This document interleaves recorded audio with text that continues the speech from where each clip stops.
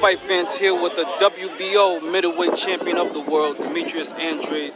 Boo Boo Andrade. Talk to us, champ. Just out here supporting, boxing, legend, legacy, and something to look forward to. The MARVIN, somebody who I also looked up to as I got older and realized, boxing needs to be like, and consistency, no matter what's in front of you, because you're going to get your just due eventually, The marvelous Hagler mean to you, champ? He was a warrior, man. He was a guy that didn't take no for an answer. Like I said, he showed no matter what politics and how things are being done through, one culture and another versus another culture, another country versus another country, he still was striving to go get what's his, and he ended up getting it and became, Hall of Fame, International Hall of Fame. And, he is the same color and the same person as me, so that's what I'm looking to look up to. Absolutely. To see that he was in the situation that I'm in it as well, too. Absolutely. Like,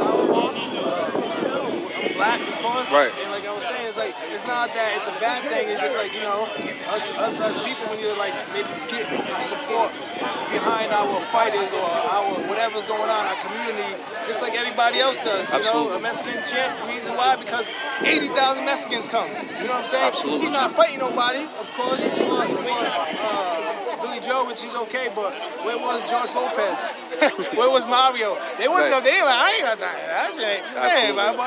But they got, you know what I'm saying? Now if you get in there with somebody like me, Denzel's gonna show up, Beyonce's gonna show up, 50's gonna show up, and then Mario's gonna, you know what I'm saying? Now we got ourselves a fight. That's what I'm saying. If you had one thing to say to Canelo Alvarez right now, what'd you say to him, champ? Stop being a coward, man. Let's fight, man. Let's respect the game. Let's respect the people in the game. And at the end of the day, I work hard too. And everybody deserves their shot, just like you got yours. For sure. By fighting the guys that were, Miguel Cotto, right? You fought him at 50 years old, but you know who gave you that opportunity to become more? Shane Mosley. You fought him at 50 years old, but you know who gave you that shot to become more? Floyd Mayweather. You know what I'm saying? Absolutely. You know what I mean? So it's just like, everybody deserves that if they worked hard and did their due diligence to the game, and I deserve it. And Canelo or Triple G, either one of them guys, that's the fight I'm looking for. Okay, so if you can't get the fight with Triple G or Charlo, if you can't get the fight with Triple G, Charlo, or Canelo Alvarez, do you see yourself maybe stepping up to 168? It's the same type of people at the end of the day. Do you think if you secured a fight with someone like David Benavidez and showed the world that you were really a 168, you could be in there with the Canelo Alvarez? Is that something that you would look into, or is that something you're not really 168er? It goes down like this. It's like we can't keep saying that. Okay. We can't keep saying that because at the end of the day, that's like you're feeding something that might not ever happen. Right. But if you're gonna do that, then you know what? Say Canelo, be like, fight David Benavidez in the winner. I'll fight him for contract. Boom, boom, boom. You know what I'm saying? Right. That's how you do that. Right. Not me or you saying, because at the end of the day, you're just gonna keep going because now I beat the killer. Right. You know what I'm saying? Now I beat the killer. Right. Now you're like, so you believe if you beat David Benavidez, Canelo would still keep running? Yeah, of course. Absolutely. There was some great fights put on this week, champ. What do you feel about them? What do you feel about Wilder Fury 3, champ? What do you see going down in that fight and how? Yeah, I mean, it definitely should happen. I'd like to see it again. And I hope Deontay... Fury signed the contract live on TV yesterday. To fight him? Yep. Oh, nice. We put it on our page, World Fight Fans, on our Instagram. I'm a Deontay supporter. We went to the Olympics together in Yep. a way. And I just hope for me, the way he's going to beat him is, just get his feet right. That's it. I'm saying it. Punches and bunches a little bit. Get your feet right. And let's just go. Do you feel Malik Scott is the trainer to take him there? That's what he's comfortable with, and that's what he's going to get the energy and the drive to work hard and fight. That's just what it is. You know what I'm saying? Who was he with? Was he with him before? Right? He was with him during the whole time, even though Mark Whelan was the head guy. Right. He was in the camp, right? Okay. So he must have learned from the situation, right? Okay. You know what I mean? He was in the camp. Watching this shit, so the kid, hopefully definitely picked up. So we're just like, you know what? I'm gonna be comfortable with what's already here. No need to go get somebody new.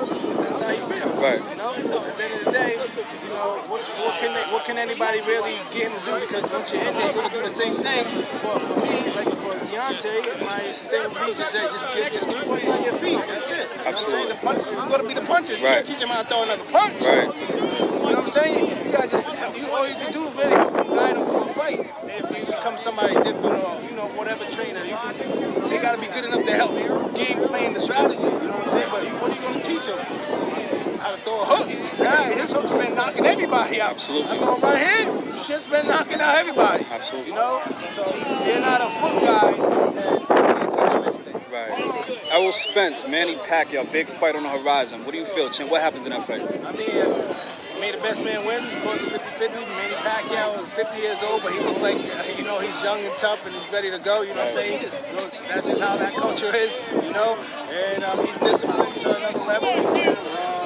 You know, I wish the best for Errol Spence, and I think it's a good fight. And I'm glad, like, you know, they keep it boxing. Like I said, as far as the best fighting the best and making stuff happen, which in my weight class, people are like, Right, absolutely. well, how much do we want then? How much you want? It was rumored that Charlo sent you an offer after you sent him a $7 million offer. Is that true, Champ? Is there any truth to that? I never seen it. Never seen public? it? Was it public? $7 million was public. It was public. Right? Okay. Is that public? You know what I'm saying? They like to rob lines only. Okay, so I'm gangsta. But you don't put the offer out there? You know? I don't know. You know what's up? Jermall Charlo said on Brian Custer podcast that $7 million wasn't enough. So what does Demetrius Andrade do after that? Does he send a counter offer? Does he send a little more? Does he send something? Just tell me what you. That's what I'm saying. Like, what are we need? doing? What are we doing here? Like, I'm not playing guessing games with you. That's what the promoter is willing to show. You're supposed to say, sorry, I need this because he's a threat too. You know what I'm saying? Like, nah. That's a life-changing fight. You know what I'm saying? Right. That's a fight. That nigga gonna come here and fight. Right. You feel me? So I need. No, what do you want? Right. You know, if you really want to make the fight happen, what do you want? At the end of the day, you know, we need to beat up the Mexicans. We need to beat up the Europeans. Right. You know what I'm saying? Right. We need to beat up everybody else. If that comes to it, man, whatever it comes to, I'm down for whatever is going to help him, help me. You know, there's other fights that we can beat up on. Triple G. You know what I'm saying? The Japanese guys. Umada, you know what I'm saying? I would love to get the winner out of those two guys. Whatever. You know what I mean? He can fight David Benavides. He's over there at PBC. We gotta also be realistic to the network situation. Because if we happen, we gotta do pay-per-view. You know what I mean? And of course, a lot of people would love to see that. More than me to fight Canelo, a lot of people want to see that Charlo fight. So that's a bigger fight to the audience. Big fight, champ. Big fight. So if that's what it takes, Is that the fight you want more than Triple G? Or do you want a Triple G before a Charlo? At the end of the day, you got to understand what Triple G's going to do for you and what Canelo's going to do for you. Absolutely, champ. How do I know Charlo? What's he going to do for you? You know what I'm saying? Last but not least, Chimp, you watched the fight last night. Amazing fight last night. Undisputed fight between Josh Taylor, Jose Ramirez. What do you think, Chimp? What do you think about the fight? Did it go how you expected it to go? I didn't know how it was going to go. I knew there was no punches. And they was definitely there was some punches. Absolutely, Chimp. That's what we love to see, you know? And that's the type of magnitude of, like, yo, what's everything on the line, and that's what that's the type of energy. That's the type of fight you want to see. Bernie the boxer said that Terence Crawford will be waiting to the fall to get the winner of that fight. Do you see that fight happening? And how do you see that fight going? Josh Taylor, Crawford. I mean, Terence Crawford all day. Absolutely. Every day, every single day, every day. Terence Crawford, man. You feel me? You know, he can't carry my bag to the gym on my bad day, but he can carry the gym on the good days. You know what I'm saying? Absolutely. So he's the man. He's the man. World Fight Fans here with the champ, Demetrius Boo Boo.